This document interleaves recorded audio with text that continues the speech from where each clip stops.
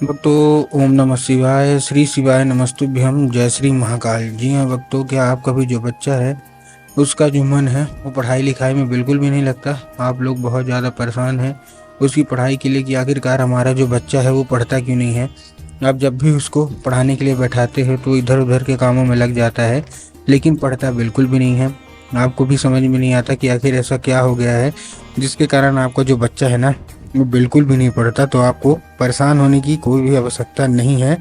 आज जो मैं आपको उपाय बताने वाला हूँ, अगर केवल और केवल आपने उतना ही उपाय कर लिया और उतना ही उपाय समझ लिया तो अवश्य रूप से सारी की सारी इच्छा और सारी की सारी जो मनोकामना है वो पूरी होगी ही होगी। और आपका जो भी बच्चा है जिसका भी मन पढ़ाई लिखाई में नहीं लगता, अवश्य रूप से उसका जो मन है ना वो पढ़ाई की ओर आकर्षित होगा ही होगा। क्या करना है, कैसे करना है, पूरा मैं आपको समझाने वाला हूँ और अच्छे तरीके से आपको बताने वाला हूँ। तो बस उपाय ध्यान से सुन के अच्छे से करिएगा जरूर। और अगर आपने आज का उपाय ध्यान से सुना तो अवश्य रूप से इच्छा मनोकामना जो है ना पूरी होगी ही होगी। देखिए, आपको भी पता है कि पूज्य गुरुदेव की जो कथा होती है उसमें लाखों की भीड़ आती है। कैसे भीड़ आती है? लाखों की भीड़ आती है। और जब गुरुदेव की कथा में लाखों की भीड़ आती है तो जब वहाँ लाखों की भीड़ आती है तो क्या करते हैं, ज्यादातर जो भक्त रहते हैं ना वो पत्र के द्वारा अपनी इच्छा और अपनी मनोकामना जो है वो गुरुदेव तक पहुंचाते हैं। तो अभी गुरुदेव की कथा चल रही थी, आज से 4 से 5 महीना पहले की बात है। गुरुदेव की क्या है कथा चल रही थी और गुरुदेव की कथा में लाखों की भीड़ आई। अब जब गुरुदेव की कथा में लाखों की भीड़ आई तो वहाँ ज्यादातर जो भक्त थे ना उन्होंने क्या किया, पत्र के द्वारा अपनी इच्छा और पत्र के द्वारा अपनी मनोकामना जो थी वो गुरुदेव तक पहुंचाई।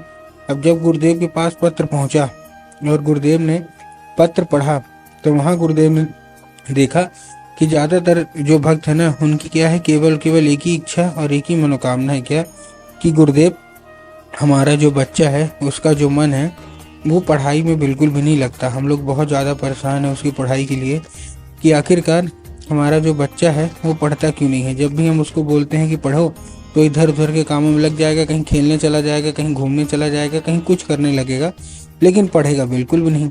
हमको समझ में नहीं आता कि आखिर ऐसा क्या हो गया जिसके कारण हमारा जो बच्चा है वो पढ़ता नहीं है। तो आपको परेशान होने की बिल्कुल भी आवश्यकता नहीं है। आज जो मैं आपको उपाय बताने वाला हूँ, अगर केवल केवल आपने उतना ही सुन के और अच्छे तरीके से समझ लिया तो अवश्य रूप से आपके घर का जो कोई भी बच्चा है ना अवश्य रूप से पढ़ाई की ओर आकर्षित होगा ही होगा। देखिए, ठीक है ना। जब गुरुदेव ने उपाय बताया तो लोगों ने जा जाके इस उपाय को घर में करना शुरू कर दिया। अब जैसे ही लोगों ने जा जाके इस उपाय को घर में करना शुरू कर दिया, वही लोग गुरुदेव की कथा में मात्र 1 से 1.5 महीने के बाद वापस आए। अब जब वही लोग गुरुदेव की कथा में वापस आए तो उन्होंने क्या किया, फिर से एक बार गुरुदेव को पत्र लिखा। लेकिन ये वाला जो पत्र था ना ये गुरुदेव को धन्यवाद के रूप में पत्र था कि गुरुदेव धन्य हो आपका, आपके द्वारा बताया गया उपाय हमने कर लिया है, हमारी सारी इच्छा और सारी वो मनोकामना थी ना वो पूरी हो गई है।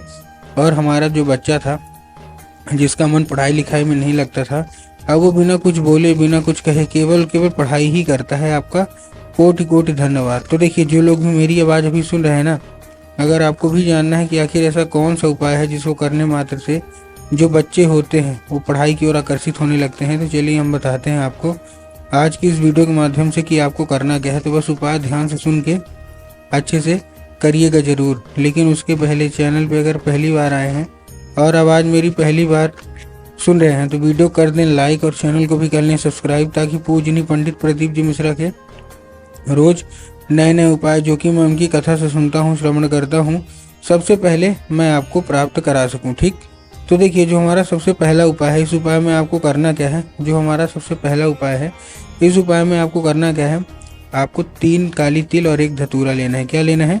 3 काली तिल लेना है और 1 धतूरा लेना है। अब देखिए, काली तिल और काली मिर्च में ना बहुत सारे लोग कंफ्यूज होते हैं कि काली तिल क्या है, काली मिर्च क्या है, हमको थोड़ा साफ साफ बताओ। तब गुरुदेव ने साफ साफ बताया कि आपको क्या लेना है, काली तिल ही लेना है, काली मिर्च भूल के भी मत लीजिएगा।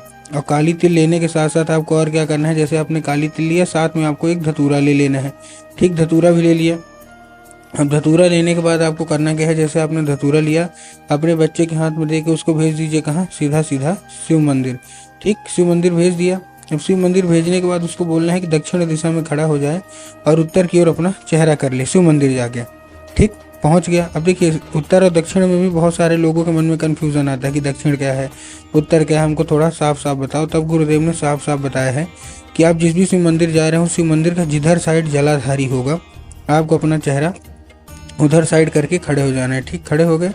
अब खड़े होने के बाद क्या करना है, आपको एक नाम लेके, कौन सा, महादेव का बहुत ही सुंदर का नाम है श्रम्भेश्वर महादेव। तो आपको करना क्या है, आपको श्रम्भेश्वर महादेव का नाम लेके और उन्हीं का स्मरण करके आपको चुपचाप क्या कर देना है, आपको अर्पित कर देना है बस। पूज गुरुदेव कहते हैं कि ज़्यादा नहीं, केवल मात्र आपने अगर एक बार ये मतलब 1 से 1.5 महीना ये कर लिया ना, तो अवश्य रूप देखेंगे कि आप लोग देखेंगे कि कैसे आपकी मनोकामना और कैसे आपकी इच्छा जो है वो पूरी होती है। ठीक, ये तो हमारा कौन सा था, ये था हमारा पहला उपाय। अब हम चलते अपने दूसरे उपाय की ओर। अब देखिए जो हमारा दूसरा उपाय है, दूसरे उपाय में आपको क्या करना है, जो हमारा दूसरा उपाय है, इस उपाय में जितने भी माताएं हैं, आपको एक लाल फूल चाहिए। क्या चाहिए, एक लाल फूल चाहिए। अब लाल फूल आपने लिया। अब लाल फूल लेने के बाद आपको करना क्या है, जैसे आपने लाल फूल लिया, लाल फूल लेने के बाद आपको ध्यान रखना है कि जो फूल है वो कहीं से, सबसे पहली बात तो कटा फटा बिल्कुल भी नहीं होना चाहिए, पहली चीज़। दूसरी चीज़ आपको ध्यान रखना है कि जो फूल है वो एक किस्म का होना चाहिए। ठीक ना, एक किस्म का मतलब क्या है कि अगर आप गुलाब को ले रहे हैं तो केवल गुलाब को लीजिए। अगर आप मतलब गुड़हल के ले रहे हैं तो केवल गुड़हल के लीजिए। ये नहीं करना कि 2 फूल गुलाब के ले लिए, 3 फूल गुड़हल के ले लिए, 4 फूल किसी और के ले लिए, ऐसा आपको बिल्कुल भी नहीं करना है। और दूसरी चीज़ आपको ध्यान रखना है कि इस उपाय को करने के लिए आपके घर में माता सरस्वती की फ़ोटो या मूर्ति होना अति अनिवार्य है। अगर आपके घर में माता सरस्वती की फ़ोटो या मूर्ति है तब तो अच्छी बात है, लेकिन अगर आपके घर में माता सरस्वती की फ़ोटो या मूर्ति नहीं है तो आपको बाज़ार जाना है, माता सरस्वती की फ़ोटो या मूर्ति लाना और अपने घर में उनको स्थान देना है। ठीक, दे दिया स्थान देने के बाद आपको करना क्या है, जैसे आपने स्थान दे दिया, स्थान देने के बाद आपको क्या करना है, शाम के वक्त जब आपके घर में पूजा पाठ होती है तो आपको अर्पित करना है और माता से उसको औषधि के रूप में मांगना है कि माता कृपया करके हमको इसको औषधि के रूप में प्रदान करिए। अब क्या होगा, अभी औषधि का रूप ले लेगा। ठीक, औषधि का रूप ले लिया। अब औषधि का रूप लेने के बाद आपको करना क्या है, उसी रात जब आपका बच्चा अच्छे तरीके से खाना पीना खा के सो जाए तो आपको लाल फूल उठाना और अपने बच्चे के माथे पे 2 से 3 बार आपको फेर देना है। पूज्य गुरुदेव कहते हैं कि अगर आपने इतना ही कर लिया और कुछ नहीं, केवल इतना ही कर लिया तो अवश्य रूप से सारी इच्छा, सारी मनोकामना जो है ना वो पूरी होगी ही होगी। ठीक, ये था कौन सा हमारा, ये था हमारा दूसरा उपाय। अब हम चलते हैं तीसरे और आखिरी उपाय की ओर।